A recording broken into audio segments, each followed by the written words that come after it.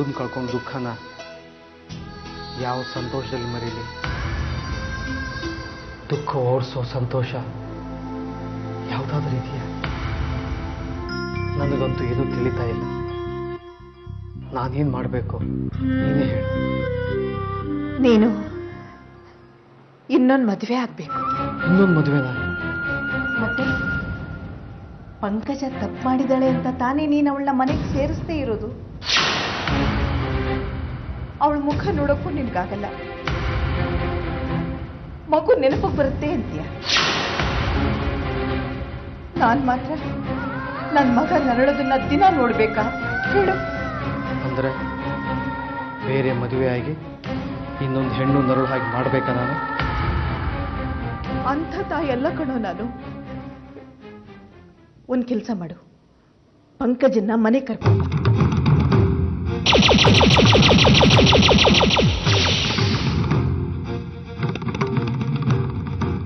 Patient ತಂದೆ ಮನೆ ಎಲ್ಲಿ ಅಂದ್ರೆ? ಮೂಡಿಗೆರೆಯಲ್ಲಿದ್ದಾರೆ. ಒಂದ್ಸಲ ನಿಮ್ಮನ್ನ ಕನ್ಸಲ್ಟ್ ಮಾಡಿದ ಮೇಲೆ ಅವ್ರನ್ನ ಕರೆಸೋಣ ಅಂತ ಯೋಚನೆ ಮಾಡಿದೆ. ನನಗಂತೂ ಈ ಪರಿಸ್ಥಿತಿನಲ್ಲಿ ಆಕೆನ ನೋಡಕ್ಕೆ ಸಾಧ್ಯನೇ ಆಗ್ತಾ ಇಲ್ಲ. ಹೇಗಾದ್ರೂ ಮಾಡಿ ಅವಳನ್ನ ಈ ಶಾಕ್ನಿಂದ ಹೊರಗೆ ತರಬೇಕು. ಅವಳನ್ನ ಕರೆಸ್ಲಾ ಡಾಕ್ಟರ್? ಅದಕ್ಕಿಂತ ಮುಂಚೆ ನಾನು ಒಂದ್ಸಲ ಅವ್ರ ಗಂಡನ ಹತ್ರ ಮಾತಾಡ್ಬೋದಾ? ಯಾಕೆಂದ್ರೆ ಪಂಕಜ ಸುಂದರೇಶ್ ಅವರಿಬ್ಬರ ಇಂಟರ್ನಲ್ ರಿಲೇಶನ್ಶಿಪ್ ಹೇಗಿತ್ತು ಅಂತ ತಿಳ್ಕೊಂಡ್ರೆ ಪಂಕಜಳ ಸ್ವಭಾವ ಹೇಗಿತ್ತು ಅಂತ ಗೊತ್ತಾಗುತ್ತೆ.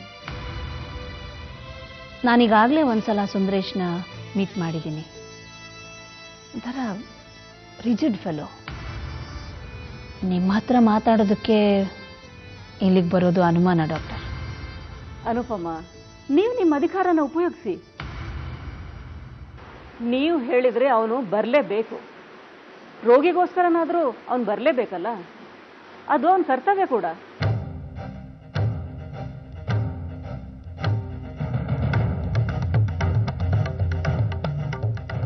ಓಕೆ ಡಾಕ್ಟರ್, ಹಾಗೆ ಮಾಡ್ತೀನಿ. ಏನು ಇದು ಕೈಯಲ್ಲಿ ಬ್ಯಾಗು? ಎಲ್ಲಿಗೆ ಹೊರಟೆ? ಅನುಷಾ ಡೆಲ್ಲಿಗೆ ಹೊರಟಿದ್ದಾಳೆ. ಡೆಲ್ಲಿಗ? ಯಾವತ್ತು? ಇವತ್ತೇ, ಈಗಲೇ. ಇನ್ನು 1 ಅವರಲ್ಲಿ ಏರ್ಪೋರ್ಟಲ್ಲಿ ಇರಬೇಕು. ಹಾ? ನನಗೆ ಯಾರು ಹೇಳಲೇ ಇಲ್ಲ. ಹೇಳೋದಕ್ಕೆ ನಮಗೆ ಗೊತ್ತಿರಲ್ಲ. ಇಸ್ಕಿದ ಹಾಗೆ ಡೆಲ್ಲಿ ಅಂತಾರೆ, ಬಾಂಬೆ ಅಂತಾರೆ, ಲಂಡನ್ ಅಂತಾರೆ, ಅಮೆರಿಕ ಅಂತಾರೆ. ಹೋಗಿ ಕೆಲಸ ಮಾಡಿ ಅಂತಾರೆ. ನಾವು ಹೋಗ್ಲೇಬೇಕಾಗತ್ತೆ, ಕೆಲಸ ಮಾಡಲೇಬೇಕಾಗತ್ತೆ. ನಮ್ಮ ಕೆಲಸನೇ ಅಂಥದ್ದು. ಹೀಗಾದ್ರೆ ಸಂಸಾರ ಮಾಡೋದು ಯಾವಾಗ? ಸಂಸಾರ ಗಿಂಸಾರ ಅಂತ ಮನೇಲಿ ಕೂತ್ಕೊಳ್ಳೋದಕ್ಕಾಗಲ್ಲ. ಈಗಿನ ಕಾಲದಲ್ಲಿ ಗಂಡು ಹೆಣ್ಣು ಅಂತ ಯಾರು ಭೇದ ಭಾವ ಮಾಡಲ್ಲ. ಎಲ್ಲರೂ ಒಂದೇ, ಎಲ್ಲರೂ ಕೆಲಸ ಮಾಡ್ತಾರೆ. ನೀವು ಯಾವಾಗ ಬರೋದು? ನಾವಮ್ಮ, ನಾನಲ್ಲ, ಅನುಷಾ ಒಬ್ಬಳೇ ಹೋಗ್ತಿರೋದು. ಒಬ್ಳೇನಾ? ಒಬ್ಳೇ ಹೋಗೋದು ಏನ್ಸಿಲ್ಲ. ಬೇರೆ ಯಾರು ಹೋಗೋಕ್ಕಾಗುತ್ತೆ? ಕೆಲಸ ಇರೋದು ನನಗೆ ಮಾತ್ರ. ಯಾಕೆ ಡಲ್ ಆಗಿದೆಯಾ? ಏನು ಯೋಚನೆ? ಏನೋ ತಪ್ಪು ಮಾಡ್ದಾಗ ಅನಿಸ್ತಿದೆ. ಈ ಪ್ರೊಫೆಷನ್ನೇ ಬಿಡ್ಬೇಕು ಅನಿಸ್ತಾ ಇದೆ. ಏನಂದ್ರೆ? ಪ್ರೊಫೆಷನ್ನೇ ಬಿಡಬೇಕು ಅಂತ ಅನಿಸ್ತಾ ಇದೆಯಾ? ಯಾಕೆ? ಅಂಥದ್ದೇನಾಯ್ತು? ಕೋರ್ಟ್ನಲ್ಲಿ ಏನಾದರೂ ಅವಮಾನ ಆಗುವಂಥ ವಿಚಾರ? ಅಂಥದ್ದೇನಿಲ್ಲ ಸರ್. ಆತ್ಮನಂದನ್ ವಿಷಯ ಗೊತ್ತಿದ್ದು ನಾವು ಅವನಿಗೆ ಜಾಮೀನು ಕೊಡಿಸಿದ್ದು ತಪ್ಪಲ್ವಾ ಸರ್? ಏನು ಗೊತ್ತಿತ್ತು ಹೇಳು. ತನ್ನ ಹೆಂಡತಿನೇ ಮರ್ಡರ್ ಮಾಡ್ದವನ್ಗೆ ನಾವು ಜಾಮೀನು ಕೊಡಿಸ್ಬಾರ್ದಾಗಿತ್ತು.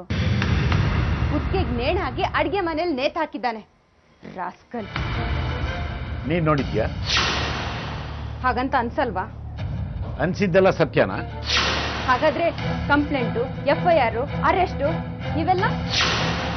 ಒಂದು ದೇಶದ ಕಾನೂನಿನ ವ್ಯವಸ್ಥೆನಲ್ಲಿ ಇವೆಲ್ಲ ಇದ್ದೇ ಇರುತ್ತೆ. ನೀನು ಹೇಳಿದ ಕಂಪ್ಲೇಂಟು, FIR, ಅರೆಸ್ಟು ಇವೆಲ್ಲ